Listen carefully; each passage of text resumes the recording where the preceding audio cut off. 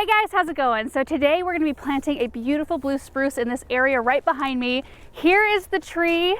It is absolutely beautiful. This is a Hoops blue spruce, and it's probably one of the most eye-catching of the Colorado blues that's out there.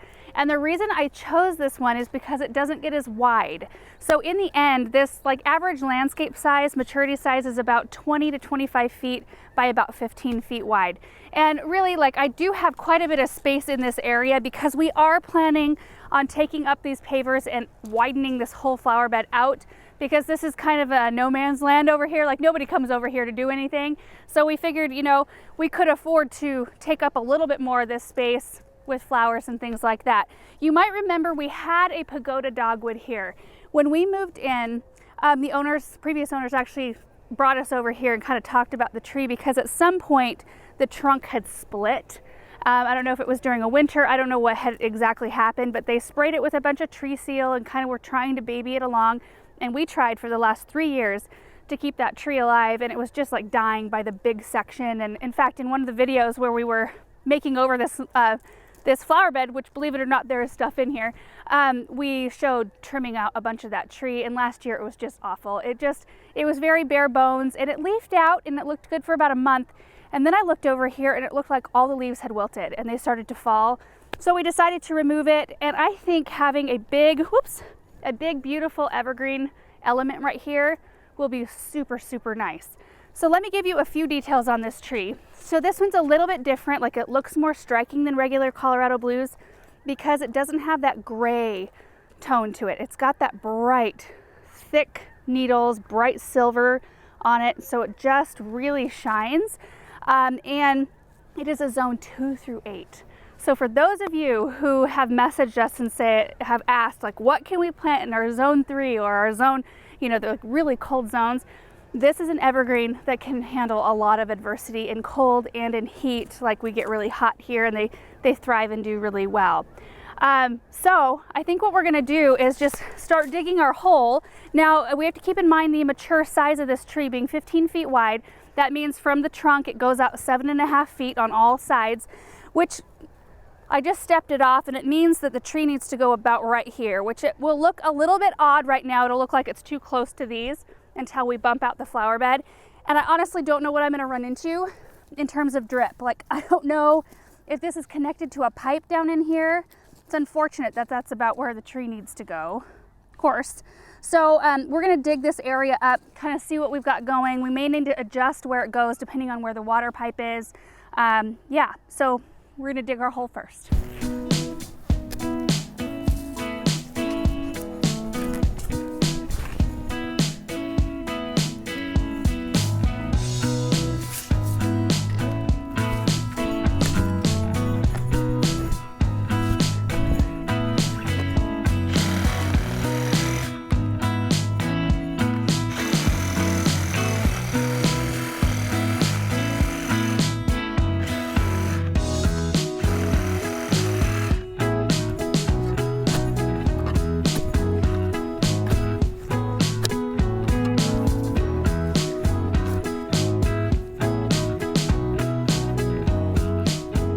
So the water source is coming from right behind me. It's actually going right underneath me. And if you look down in the hole, that's where it's coming from.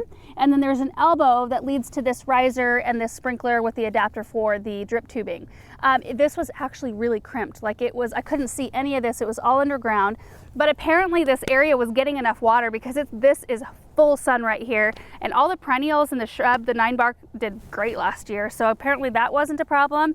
But this isn't going to work anymore, so I'm just going to cut this drip tubing here and remove this. We brought a bunch of different parts out to adapt this again and make it more functional for what we're doing now. All right, so that looks like it's 1/2 inch on the end. And this is a 1/2 inch adapter right here, which is I think what we're going to use, because these risers which we brought out I think are too short still. It'll be too far underneath the ground. So what I'm going to do is use this adapter. This 1/2 inch thread will screw right into the elbow, and then I'm just going to put this 1/2 inch black tubing on here. Aaron might have to help me maybe.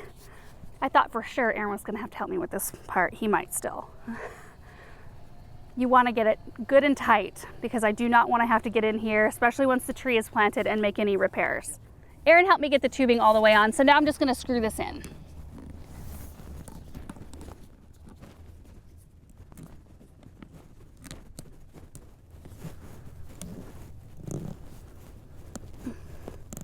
All right, I got that as tight as I could get it. I'm going to connect these two together, but I'm gonna wait until I've got my tree planted so that I know how everything needs to be over here in case I need to adjust this tubing anywhere. So I'm just gonna fill this hole back in and then we'll dig our hole for the tree.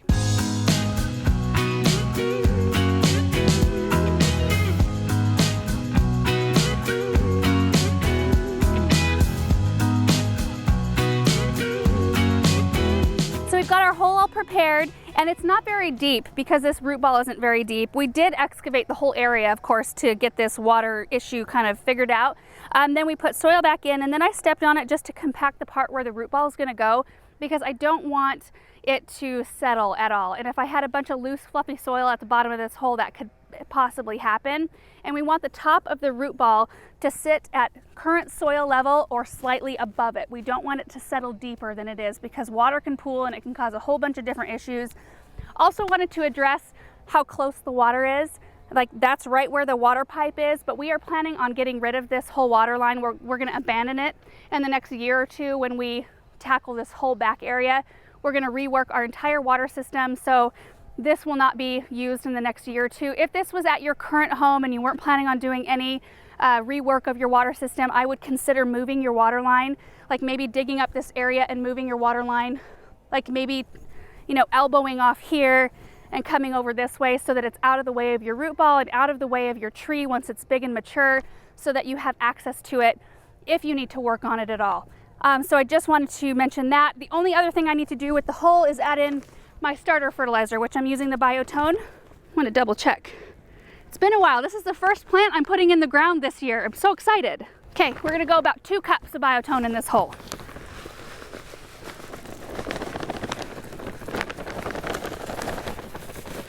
Then I'm just gonna scratch it in, kind of to the sides of the hole and down up beneath.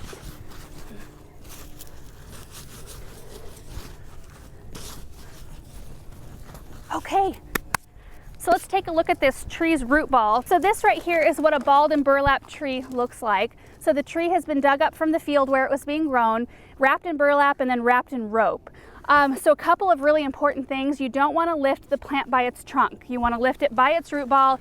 You can use the ropes to help you with that, because they're typically a little bit weaker when they're like this rather than being in a solid container, and it's easy to accidentally break the root ball, or it sometimes can even separate from the trunk itself. So you just want to make sure you're treating them gingerly, and they can be fairly heavy. Aaron's going to help me with this part, like moving the tree into the hole. The second thing is, once we get it in the hole, you've got to cut all the rope out. You got to cut it and get it out of the hole, because if you were to leave that, you can see how it's wrapped really tight around the trunk right there. Eventually that tree will grow and the rope will girdle it and kill it. So we have to remove that. This is raw burlap right here, which is typically what's used. So we could leave that in the hole. It'll rot and disappear, become part of the soil. Sometimes though, burlap is treated like it's shiny. That one, you want to remove as much of that as you can. So anyway, I want to get this in the hole and see what it looks like.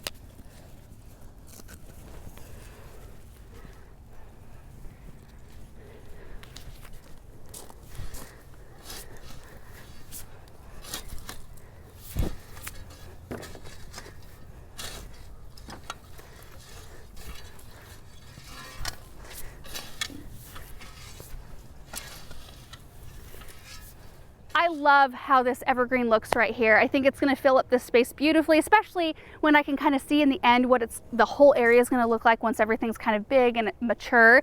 Like, you know, for example, the pavers being gone, I think I mentioned that, and we're going to move the flower bed out several feet. So this will have plenty of space. And I kind of wanted to talk about spacing because it does look a little tiny bit odd to have this much space between the fence and the tree. But when you consider its mature size, this is our property line. I don't want it going over into the neighbor's property and for them to have to rake against it when they're mowing their lawn and all that sort of business. So 7.5 feet from center, because it's a 15-foot spread, we have it about 8 feet from the fence. So in the end, it should kind of fall right in here, which is perfect. I have it about 6 feet away from this fence, which isn't quite obviously as far. So the branches will come through the panels a little bit, but you know, when you get out to the outer portion of this tree, there's a lot more air going on. It's a lot more architectural kind of looking and airy. So I don't anticipate that being a problem. This fence may go away too, depending on what we decide to do. And then on this side, we do have a handful of perennials. There's some orange smoothie daylilies, some Stand By Me clematis, and a ginger wine 9-bark, which will look gorgeous. Here in a month or two, they'll start to fill in, but I anticipate having to remove, you know, maybe these right here and move them somewhere else as the tree gets bigger.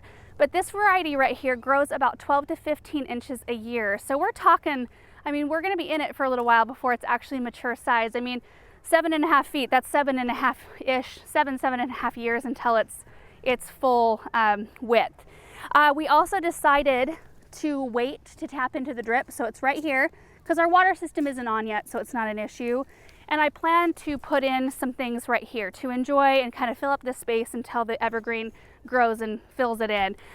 So we'll plant this area up, tap in, and then rerun all of our drip because it wasn't really set up in this area properly anyway. It was kind of willy-nilly. So fertilizer, I used the Biotone starter today, which is really good to help establish a root system really quick. But going forward, I brought the bag out. I'll be using Hollytone, which is our evergreen fertilizer. I'm getting ready to do a whole bunch of evergreen fertilizing out in our yard. I'll probably show you guys in a video, but I'll be using this for the next 2 or 3 years, starting next spring or so, until the tree is established. And then in terms of watering, Blue Spruce appreciate consistent moisture until they're established in really hot climates.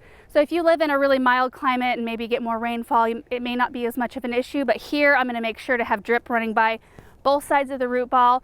And then after a while, after it's established itself, I'll remove some of that drip tubing or just scoot it away from the root ball so it's not getting quite as much.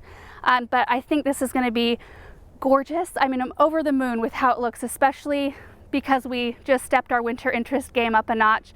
That was one thing about the Pagoda Dogwood that I kind of missed in the winter. It just looked a little bare back here. So I can imagine when this is big and filling in this space with Christmas lights on it, it's just gonna be glorious. So anyway, that's it for this video. We are gonna be doing more videos when this fills in and we do some more planting. So make sure you're subscribed. Thank you so much for watching this video, and we will see you in the next one. Bye.